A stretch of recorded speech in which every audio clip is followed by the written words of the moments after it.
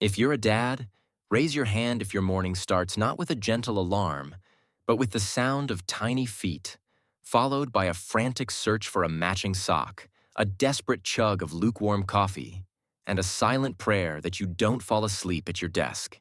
You've got a job, a family, and 100 responsibilities on your shoulders, but your body feels like it's running on fumes. You probably tell yourself you just need to man up, or that this is just what fatherhood is, a constant state of exhaustion.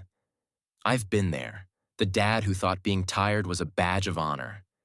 I used to wake up before dawn just to get a head start, only to hit a wall by noon. I felt like I was perpetually playing catch-up, and every day felt like a grind. But I'm here to tell you that exhaustion isn't a job requirement. It's a symptom, and you can fix it.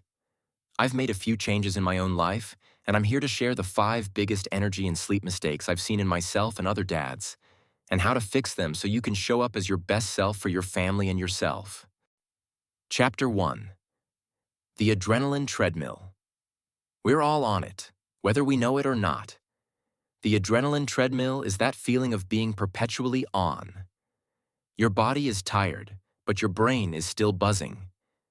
You've had a long day of meetings, juggling the kids' schedules, and now you're finally home. The second your head hits the pillow, your brain goes into overdrive. It's not a switch you can just flip. This is your stress hormones, cortisol and adrenaline running the show. When we're constantly stressed about work, the family budget, or the to-do list for Saturday, our bodies don't get a signal that it's safe to relax. This is especially true for dads who feel the weight of providing and protecting. You think you're helping by grinding late into the night, but all you're doing is keeping your nervous system in a state of high alert. Scrolling on your phone at 11 p.m. or watching the evening news doesn't help. It's like throwing gasoline on a fire. So, how do you get off the treadmill? My secret weapon is a 15-minute dad decompression routine. I'm not talking about an hour of meditation or some elaborate yoga session. It's about signaling to your brain that the day is done. For me, it's a simple, low-stimulus routine. I'll make a cup of decaf herbal tea, put my phone in another room, and read a physical book. Just 15 minutes of dim lights and no screens. It's a non-negotiable part of my night.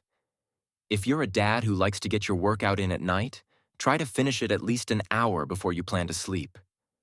That late-night workout might feel productive, but the rush of endorphins can keep your body from winding down. I used to be a victim of the adrenaline treadmill. I'd be mentally exhausted but physically wired.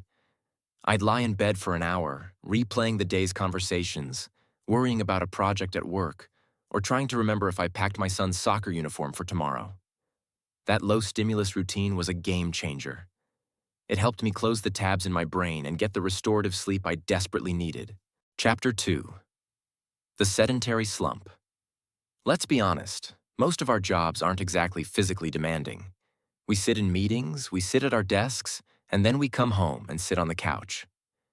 We think we're conserving energy, but the opposite is true. Sitting for long periods makes you feel more tired. Your body relies on light exposure and physical movement to regulate your circadian rhythm, which is your body's internal clock. When you're sedentary all day, your brain doesn't get a clear signal that it's daytime, and this can make it harder to feel naturally tired at night. It's a vicious cycle. Low movement leads to low energy, which leads to poor sleep, which makes you feel even more drained the next day. You end up feeling sluggish and foggy, not because you're overexerting yourself, but because you're not moving enough. Less movement also means less deep restorative sleep. Your body builds up sleep pressure, called adenosine, throughout the day, and without enough physical activity, you may not feel tired enough at night to get that deep, rejuvenating sleep. The solution isn't to start training for a marathon. It's just about adding small bursts of movement throughout your day. I'm a big fan of the 10-minute movement break. I'll get up from my desk every hour or so and do something simple. A quick walk around the office, a few sets of push-ups, or even some stretches while watching the kids play. It's enough to get the blood flowing, increase oxygen to my muscles and brain, and break up that sedentary slump. I've learned that even small, consistent actions have a huge payoff. I used to feel this mid-afternoon energy crash where my brain would just turn to mush. I'd reach for another coffee or a sugary snack to power through. Now, I just take a 10-minute break, and I'm amazed at how much it wakes me up and improves my focus. Plus, it's a great way to set an example for your kids. My son loves when I get down on the floor and do planks with him or challenge him to see who can do more push-ups. It's a win-win. Chapter 3. The Coffee and Sugar Trap. This one hits close to home for a lot of us dads. Our energy drinks and sugary snacks are our crutches. You're trying to get through the day, so you grab a coffee first thing in the morning and another one in the afternoon. Here's the problem. Caffeine has a half-life of 5 to 6 hours. That means if you drink a coffee at 2 p.m., half of that caffeine is still in your system at 7 or 8 p.m. It can prevent you from getting into that deep, restorative sleep your body needs.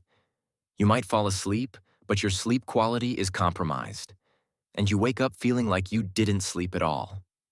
And don't even get me started on sugar. We reach for donuts, refined carbs like pasta, or a soda for a quick boost. You get that initial rush of energy, but then your blood sugar spikes and crashes, leaving you feeling more tired, foggy, and craving more sugar. It's a roller coaster of energy highs and lows. So, what's the hack? First, delay your first coffee. I know it sounds crazy, but I've pushed my first dose of caffeine to 60 to 90 minutes after waking up. It helps your body's natural cortisol levels do their job of waking you up before you introduce the caffeine. Second, cut off the caffeine after 2 p.m. Instead, switch to water or herbal tea. And when that sugar craving hits, try reaching for a piece of fruit or a handful of nuts. The fiber and protein will help you feel full without the dramatic blood sugar crash. Trust me, it's a small change that makes a huge difference. Chapter 4. Eating on the fly. As a dad, it's easy to put yourself last. You make sure the kids are fed, and then you grab whatever is easy and quick for yourself. You might even skip meals altogether, thinking you're too busy to eat. Let me be clear. Skipping meals is not a flex. You don't get a trophy for running on empty. If you're only fueling your body with coffee and a few processed snacks throughout the day, you're not giving it the building blocks it needs to function. Your body needs protein, healthy fats, and complex carbs to have a steady release of energy throughout the day. When you finally sit down to eat at 9 p.m. after a full day of dad duty, your body is already starting to prepare for bed. That huge late-night meal will disrupt your sleep because your body will be too busy digesting to rest and recover. I've been there. That food coma feeling that hits right when you're supposed to be winding down. The most effective thing I've done is prioritize a balanced breakfast. I'll make a smoothie with protein powder, spinach, and some fruit, or I'll have some scrambled eggs with avocado toast. It sets my energy levels for the day and prevents me from overeating or crashing later.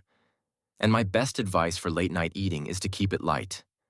If you're starving, a small, protein-rich snack is better than a huge meal that will keep you up all night. Dads, you are the foundation of your family. You can't pour from an empty cup. Fuel your body right, and you'll be amazed at how much better you can perform. Chapter 5. The Weekend Sleep Hangover. This one is a total trap for dads. You're exhausted all week and the weekend arrives. You hit snooze and sleep in until 10 a.m., thinking you're catching up on sleep. But you're actually doing more harm than good. You're disrupting your body's natural internal clock, your circadian rhythm. When you oversleep, your body gets confused about when to release cortisol for energy and melatonin for sleep. You wake up feeling groggy, sluggish, and like you've been hit by a truck. The same goes for an inconsistent sleep schedule. You can't stay up until 3 a.m. on Friday and Saturday and expect to feel rested on Monday. Your body thrives on consistency. I used to be the worst about this. I'd be a zombie all week, and then I'd try to make up for it on the weekend, sleeping until noon. It never worked. I'd feel worse on Sunday night, and Monday morning would be a nightmare. Now, I aim for a consistent bedtime and wake-up time every day, even on the weekends. I'm not saying you can't have a late night with your spouse or friends every once in a while, but keeping your sleep schedule consistent is the most effective way to improve your energy and mood. I've also started taking my sleep environment seriously. My wife and I make sure our room is cool, dark, and quiet. We use blackout curtains and a white noise machine. You might look a little crazy with an eye mask and earplugs, but who cares? It's about showing up as your best self for your family, and that starts with a good night's sleep. Listen, I know what it's like to be tired. You're a dad, and you feel like you have to be tough and get through it. But you don't have to live your life on empty. These aren't big, dramatic changes.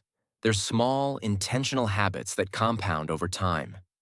The 5 points we just covered are a great place to start. If you want to learn more about how to live a more productive and fulfilling life as a dad, I've got a whole series on this channel. Click here to watch my video playlist on building a more productive life.